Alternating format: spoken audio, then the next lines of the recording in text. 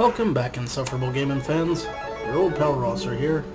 Today, we're doing a request for a Capcom game that I got a while back. A game that I rented and played several times as a kid. And looking back, I don't know how the hell I beat this thing. It's harder than you'd expect for a Mickey Mouse game. Looking at the options, you can see that there are options to make it easier and harder. Somehow, as a kid, I was able to beat this on hard mode. Now, not so much. I guarantee you I'm going to get my face pushed in a couple of times on this one, but that's okay, for we persevere in the name of science. Here's the story such as it is. As Donald and Goofy awkwardly threw a ball back and forth, Donald Duck shook his ass for no discernible reason. Suddenly, Goofy made a completely expected request and action, and then Mickey didn't even try to catch it. It bounced off his noggin, and Pluto, being a dog, ran after the ball. Then Goofy went, heel, heel, heel, and reassured Mickey none at all, walking backwards in the opposite direction of the dog that he was trying to find. Mickey, being particularly worried about his dog getting lost somewhere in this wide open, easily viewable field area, decided to run after him. Also, in this wide open, completely viewable from all angles field, he managed to run right off a cliff and bounce somewhere else. Where else, you might ask? Why, a game world, of course. So, let's get cracking.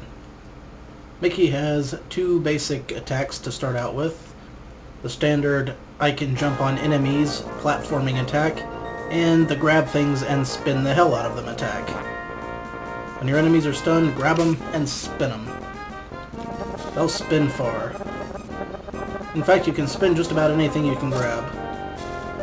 So that's what we're dealing with. We can grab this bird, which drops a coin. One coin, by the way, is not going to get us very far. Grab this doorknob and spin the hell out of it, and invade this home. Whose home is it, you might ask? Why, it's a wizard. A wizard who you inform you are looking for your dog.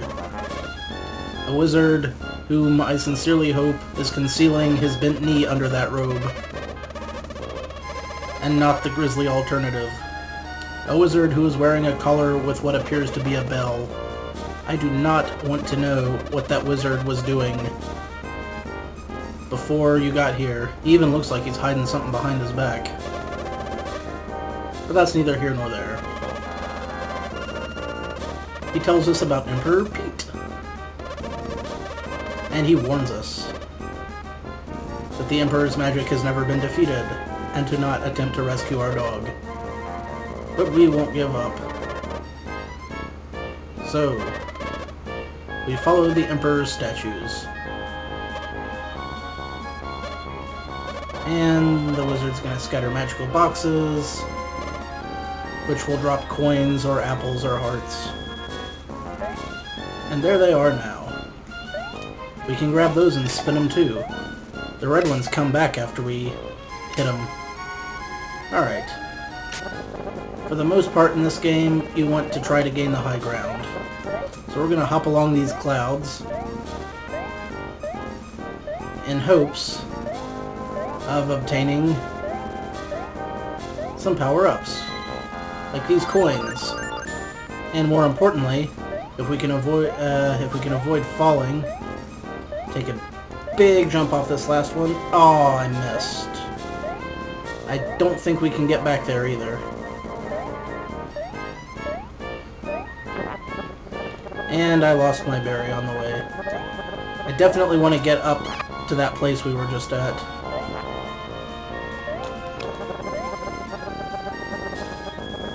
Looks like... Yep. And... just made it. because up here is a heart container. Gives us an extra hit, which I quite assure you I will need. Alright, moving on. Hop up the clouds, avoid the thorns. Excellent. Not too many problems on that one. Let's see what we got next. Grab some coinage. We can use these at shops, although they're very rarely all that useful. And now, it is time to jump, ride the tomato. You can tell it's ripe because it ain't still green. Can't you see what I mean?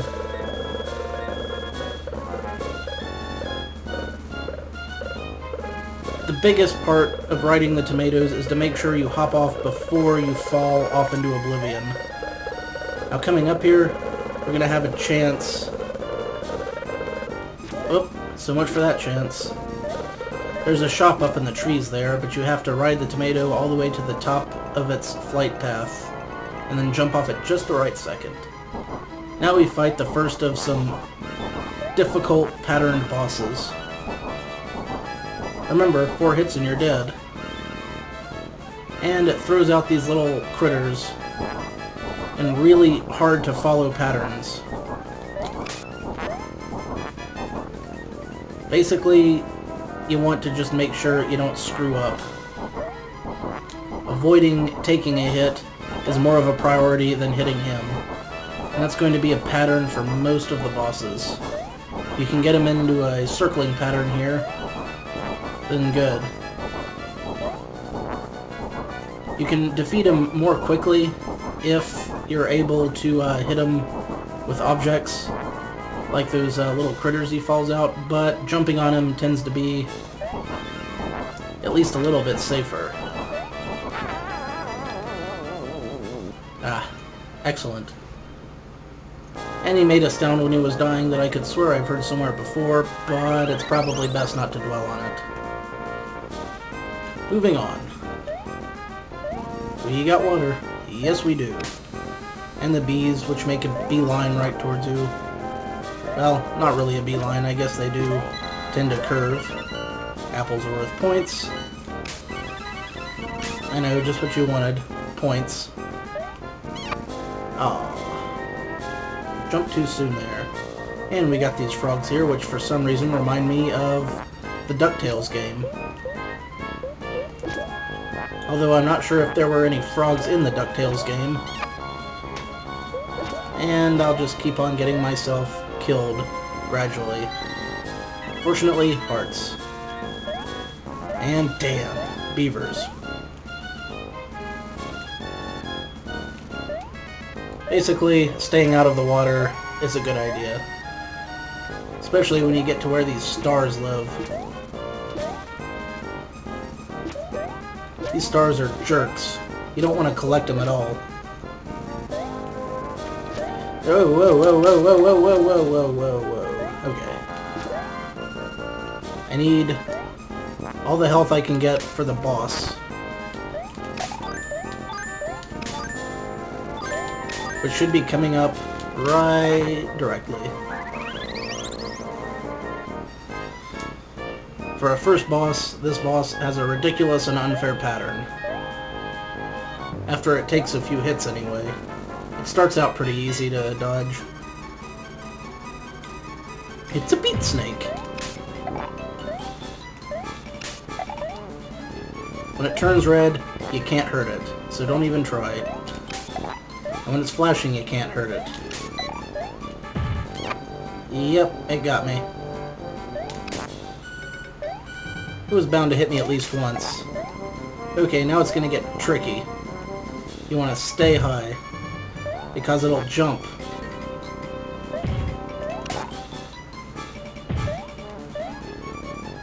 And got it. Basically, the name of the game is to play defensively, not offensively. And that takes care of level 1. Yeah, this would be a good time to relate an amusing anecdote. Yesterday, I saw a 30-foot tree almost hit my uncle's house while I was standing right next to it and watching it crack and fall. Then today, a train engine went by shooting flames 20 feet in the air. There's no point to this story, it's just weird stuff that happened. Though I guess in the case of the tree falling, it would point out that nature is kind of a jerk, which means that we're going to have some trouble going through this forest. But we'll deal with that next time. Until then, this is your old pal Rosser. Take a drink.